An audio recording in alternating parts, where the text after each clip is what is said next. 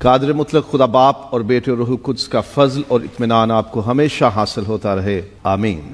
آج ہم بات کریں گے کہ آلودہ ایمان کے اثرات کیا ہوتے ہیں۔ What are the effects of the contaminated faith؟ خراب، آلودہ، ناپاک، نقصان دہ، contaminated، polluted، corrupt، fake، false faith ایمان کی وجہ سے ہمارے رویے بگڑ جاتے ہیں، ہمارا ایٹیٹیوڈ، ہمارا بیہیویئر، ہمارا چال چلن، ہمارے طور طریقے بدل جاتے ہیں۔ مثال کے طور پہ ایک ہی نجات دہندہ ہے اور اس کا نام خداوند یسوع مسیح ہے، اور اگر ایمان میں یہ شامل کر دیں کہ جی کوئی اور بھی ہستی ہے یسوع کے علاوہ جو نجات دے سکتی ہے، تو پھر یہ ایمان آلودہ ہے، کنٹامینیٹڈ ہے، پولیوٹڈ ہے، کرپٹ ہے، غلط ہے، ناپاک ہے، ناراست ہے، نقصان دہ ہے۔ ہم کیا کرتے ہیں؟ ہم کسی اور کو شامل کر کے ہم یسوع کو اہمیت کم دیتے اور اس کے پیچھے چل پڑتے ہیں، تو ہمارا رویہ بدل جاتا ہے۔ ہم یسوع کو چھوڑ کسی اور کے پیچھے بھی چل پڑتے ہیں، ہمارا رویہ عبادتوں میں خراب ہو جاتا ہے، ہمارا رویہ ایک دوسرے کے ساتھ میل ملاپ میں غلط ہو جاتا ہے۔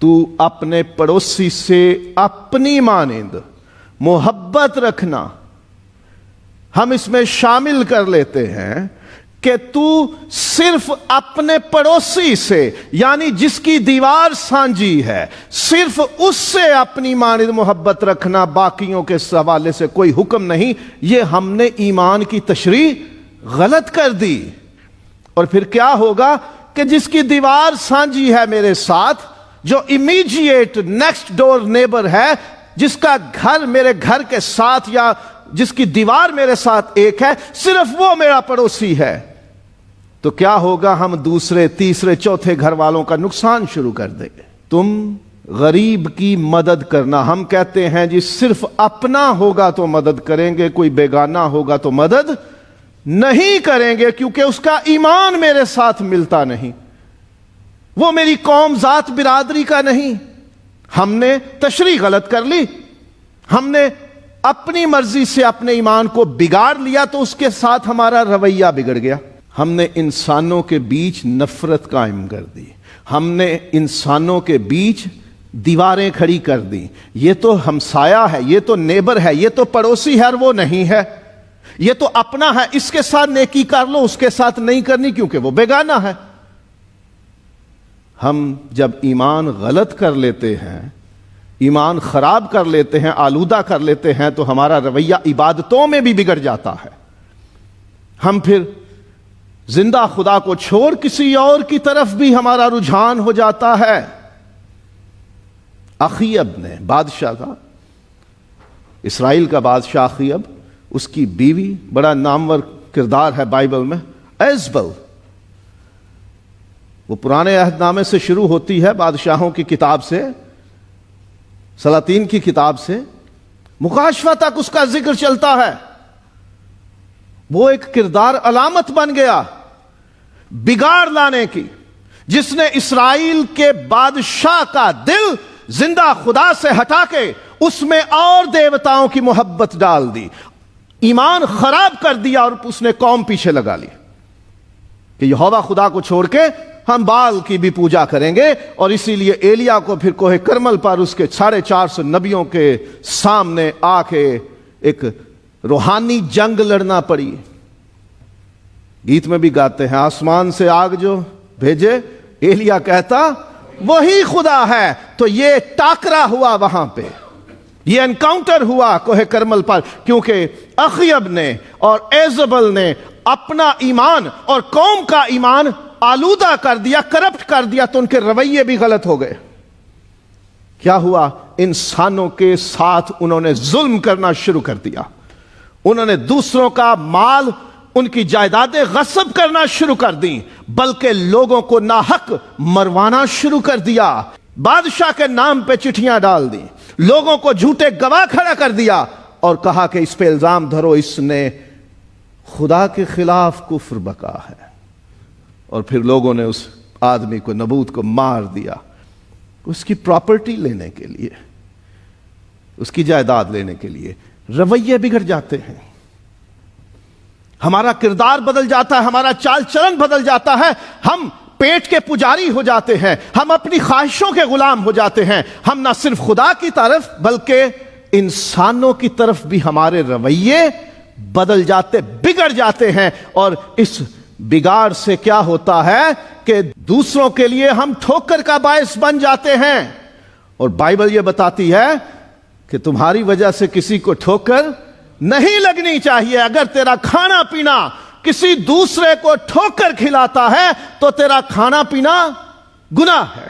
کئی چیزیں ہیں جو ہم سمجھتے ہیں جائز ہیں، ان میں کوئی گناہ نہیں، لیکن وہ کسی اور دوسرے بہن بھائی کے دل کے لیے تکلیف کا باعث ہوتی ہیں۔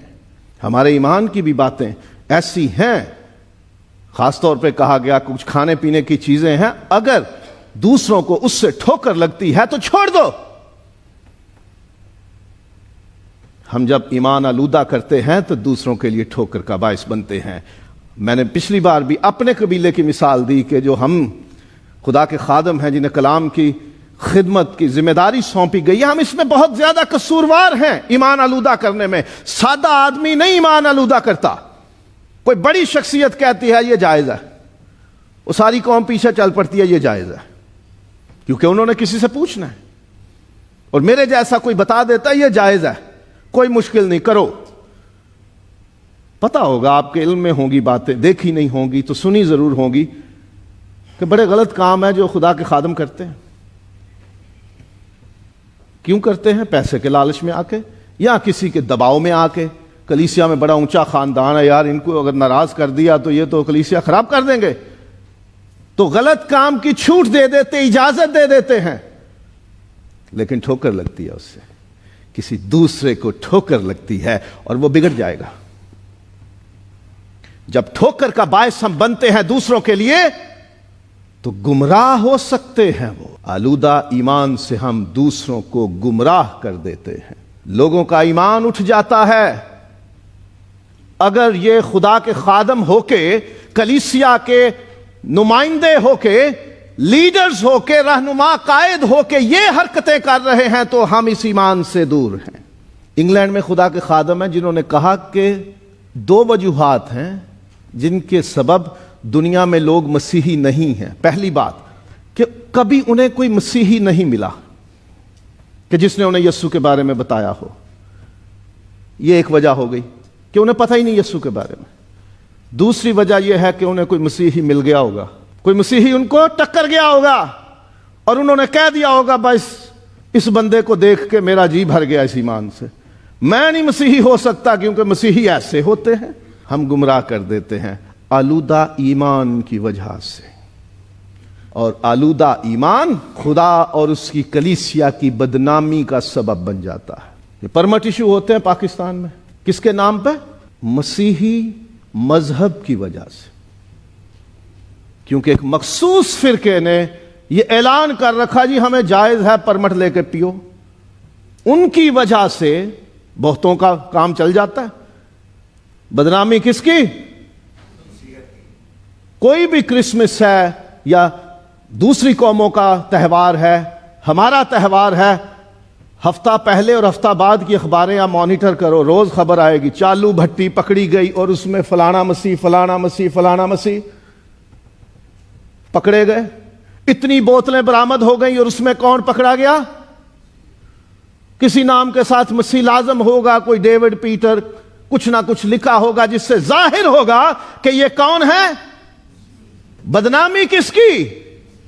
ہمارے خدا کی، ہمارے یسوع مسیح کی، اس کے کلام کی اور اس کی کلیسیا کی۔ لوگ کہہ دیتے ہیں کہ سائی ہندے ہی انج دینے۔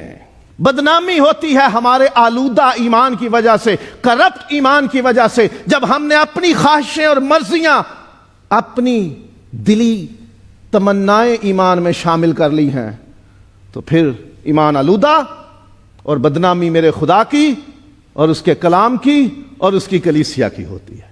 ایک بندہ ذلیل کر کے رکھ دیتا ہے اپنی ناجائز حرکتوں کی وجہ سے، اپنے کام کی جگہ پہ چوریاں، خرابیاں، انتہائی غلیظ اور نیچ اور ناراست حرکتیں کرتا ہے، اور وہاں رہنے والے کام کرنے والے دوسرے ہم ایمان لوگوں کے لیے رسوائی اور بدنامی کا سبب بن جاتا ہے۔ آگے چل کے بات ہوگی ایسے کا علاج کیا خداوند نے بتایا ہوا ہے۔ تو بات ذہن میں رہے کہ ہم جب ایمان آلودہ کر بیٹھتے ہیں تو ہمارے رویے بگڑ جاتے ہیں، ہمیں کسی کی پرواہ نہیں رہتی، ہم اپنی مرضی کرتے ہیں، ہم خرابیاں کرتے ہیں، عبادتوں میں بھی، مذہب میں بھی، دین میں بھی، ایمان میں بھی، اور انسانوں کے ساتھ رویوں میں بھی، اور ہم دوسروں کے لیے ٹھوکر کا باعث بنتے ہیں، ہم دوسروں کا ایمان بھی خراب کر لیتے ہیں، ہم خدا اور اپنی کلیسیا کو بھی بدنام کرتے ہیں، اور آلودہ ایمان سے خدا کو غصہ دلاتے ہیں۔ اخی ابو ریزبل کی میں نے مثال دی، خدا نے ان کے بارے میں غصے کا اظہار کیا، اور لکھا ہے سلاطین کی پہلی کتاب میں کہ خدا ان پر غصے ہوا۔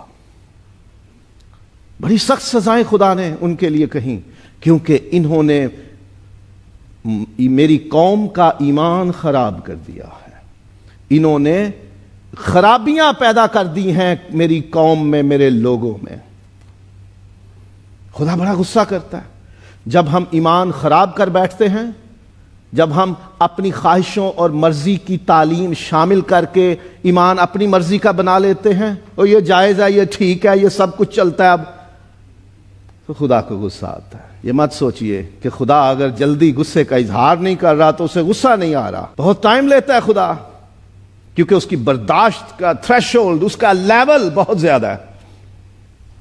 غصہ آ رہا ہے، لاوا پک رہا ہے، خدا کے اندر غصہ جوش مار رہا ہے، لیکن اس کو ظاہر ہونے میں وقت لگتا ہے، کیونکہ اس کی برداشت کی حد بہت زیادہ ہے۔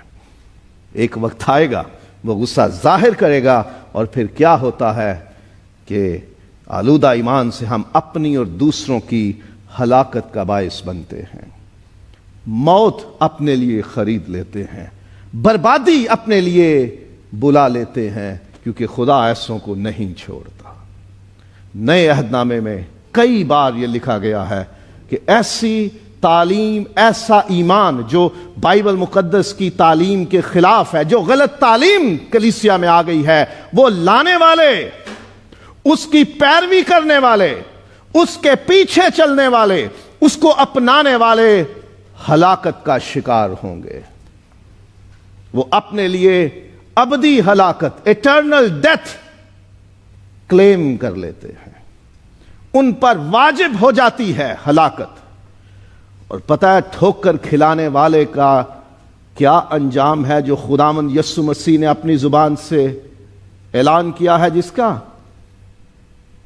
اگر کوئی میرے ایماندار بچوں میں سے، لوگوں میں سے، میرے پیروکاروں اور ایمانداروں میں سے کسی کو ٹھوکر کھلائے، تو اس کے لیے بہتر یہ ہے کہ بڑی چکی کا پاٹ اس کے گلے میں ڈال کر اسے سمندر میں پھینک دیا جائے کہ وہ اوپر بھی نہ آ سکے، وہ بچنے کی کوشش بھی نہ کر سکے،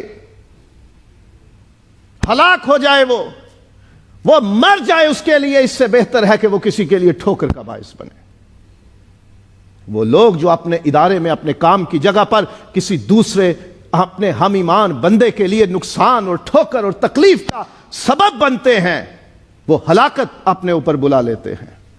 وہ جو اپنی قوم اور اپنے خدا اور اپنے خدا کے کلام کے لیے بدنامی اور رسوائی کا سبب بنتے ہیں، جو دوسروں کو گمراہ کر دیتے ہیں اور جو گمراہی کا شکار ہو جاتے ہیں، وہ سب ہلاکت کے فرزند ہیں۔